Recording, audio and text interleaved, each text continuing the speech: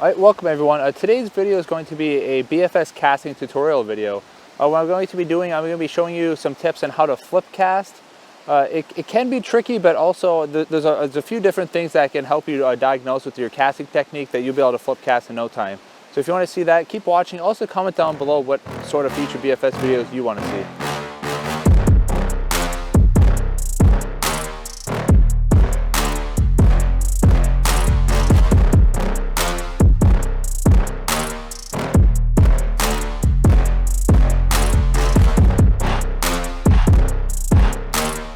Alright, so to get it started off with, some of the important things to flip casting. One, having just a basic knowledge of casting with BFS gear. I have some videos down below that help you if you're a beginner at BFS. But if you've been doing it for a little while or you just kind of want to push yourself a little bit more, just keep watching this video. Alright, so to start off with, I found for myself that using a fiberglass rod is easier to flip cast. It's not impossible with a graphite rod if it's a moderate bending graphite rod. But most times graphite is a little bit faster response, and it gives you a really narrow window of your release point to get an accurate flip cast. Versus with the glass rod, seeing how it's a little bit slower bending, kind of going down and bending out, it gives you a wider window so you can have a little bit less perfect release and still have a pretty good cast. Something else that's probably more important than just the material is having a rod that bends down quite a bit. Because you want to load the rod up with very minimal movement and have the rod do the work for you. If you're trying to force load your rod, it's going to be very difficult, and your lure is going to go a lot faster than it should, and you're going to more than likely get backlash. So to get started off with, the rod that I'm using, this is a custom glass rod that I built. I've been using it quite a bit. If you watch my other videos, this is that rod that I've been using. The reel, this is an alpha. This is made by Daiwa. It's the Silver Creek. It's the Airstream Custom. It's a fixed inductor spool, so that means that the braking system doesn't move, so it doesn't have as many variables. So this is really going to help you with flip casting. I did quite a few videos on this, so I'm not going to be talking too much about the reel, but this will lend to doing some really good flip casting. The line, it's a braided line I have here. This is made by BFS. It's the Double Cross 8. So it also has a strand of ester line in there, so it's going to help your line sink and stay in the water better, especially for these faster streams that I'm fishing right now. It's really going to help keep my line tracking straight. And the lure, this is made by a company called Jackson. This is their Trout Tune minnow. It's kind of a modification that they have off one of the more popular minnows, the Athlete. This is just a little bit tuned for trout. This is a little bit heavier lure. It's 6 grams, and so that the heavier lure is going to help me load that rod easier. I'm not saying you have to really overload your rod, but being on the upper end of your rod's rating is definitely going to help you be successful. All right, so with all that said, I'm going to get out to the water. I'm going to show you a few bad flip casts and diagnose them just in case that's happening to you. Then also get into some good ones and how to keep them looking that way. All right, so to start off with, I'm going to put my brake settings a little bit higher than I normally would, just to be able to show that being one fault in the casting technique. So I'll put my brakes up to 6. My spool tension knob has barely any side-to-side play. That's generally how I always set my BFS reels up. That's just one less variable that I have to deal with. All right, so when you're going to flip cast, you do not want to force it. If you feel that you really have to force your rod to load up, you're going to want to use either a lighter rod or a heavier lure. And what I'd like to do, I have my lure about 1 inch from the rod tip. Everything's good to go. So now when I'm flip casting, you'll see this one, I've never flip cast with this lure yet. This is my first, I didn't get any warm-up time. So going in, yeah, I felt it was a little restricted on it was good, but if I was really refining it, it was hanging up a little bit in the air. So if you're consistently, your lure hangs up like this up in the air, like kind of higher like this, I just kind of overemphasized it. That means either your release point is too late, so your release point somewhere up here instead of being down here, or your brakes are too high. And that's just in general with BFS casting. If you feel your lure is hanging a lot, your brakes are generally going to be a little too tight. So I will lower my brakes down to 5, just 1 click. It's still a little high for me. I'm just going to keep that same I could change my release point, but I'm just going to keep the release point exactly the same, and I'll show you how the brakes affect your flip casting. Okay, now it's a little bit lower, almost too low. And when I'm talking about release point, it's going to be hard for me to show you without just loading the rod up. So don't pay no attention to the lure. So when you're bringing that lure back and you start your forward motion, your rod loads like this.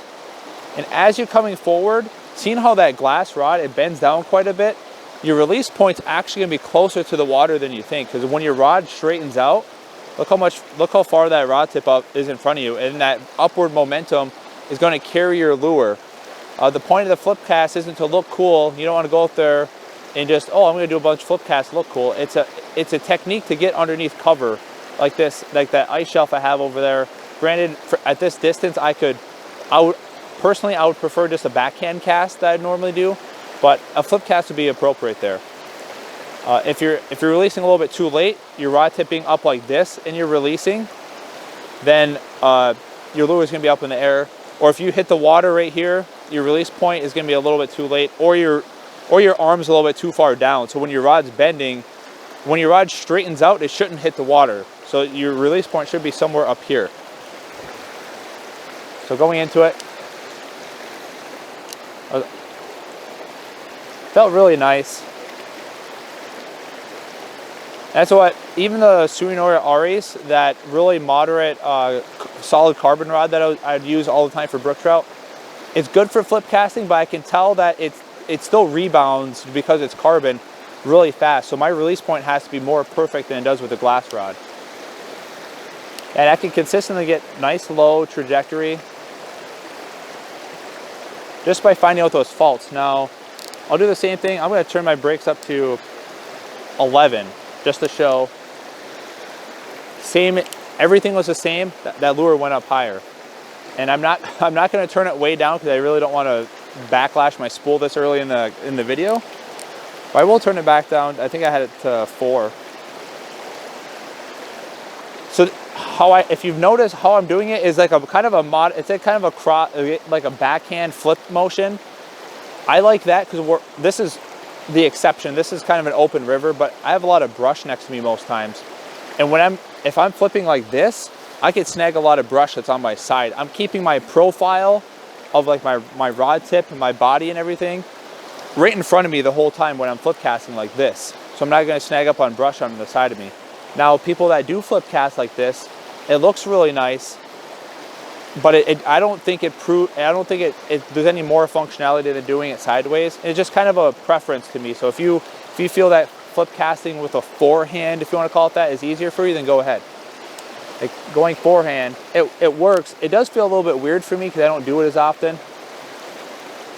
But I prefer just a backhand. And you can just hit that target right there. I was going for the middle of it and I ended up hitting just the bottom of it, but I'm not saying that would happen every time. I truly did get lucky there, but it's going through. I can get underneath that ice shelf every time. And it's not like you're going to be able to go to the stream one day and do this. It's going to take practice and a general proficiency. You don't have to be really good, but a general proficiency with bait casting reel. Some things that's going to help you on the far end of the cast, for me, and this same goes for pitching too. So the first part of your cast is the actual cast itself. And then when I'm casting far distance, as you see, like as my lure is near the end of the cast, I'm raising my rod tip up a little bit because there's more friction that's going through your guides when you're doing that flip cast. When you're raising your rod tip up, and it's giving a little bit more break, and it's a softer braking motion than just using your thumb or the braking in the reel itself. It allows your presentation to be softer. It also allows your lure to hang up a little bit on the back end, so you're able to get underneath obstacles a little bit better without smashing, because you can't, a lot of times you won't be able to see your lure as well, so you want to be able to control your trajectory that way too. That was I put a little bit more emphasis on it, but raising your rod tip up, you got the first part of the cast, and then you raise your rod tip up. And then what that does too is it had a timber trout there for a second. And what that does too is if you think of your line as a triangle, I'm kind of getting nerdy here for a second, but if you think of your line being the hypotenuse of a triangle, so if I keep my rod tip down from like here to the other side of the stream, there's less line out than from here if my rod tip's up. I mean, I'm not going to calculate it out, but it's significantly more line. So what that's able to do, I'm able to pull line out of my reel if there's a little bit of loose line. So that way I'm not having a mini backlashes that just add up to a really big problem. And I'll show you here, I do have one loop of line in there.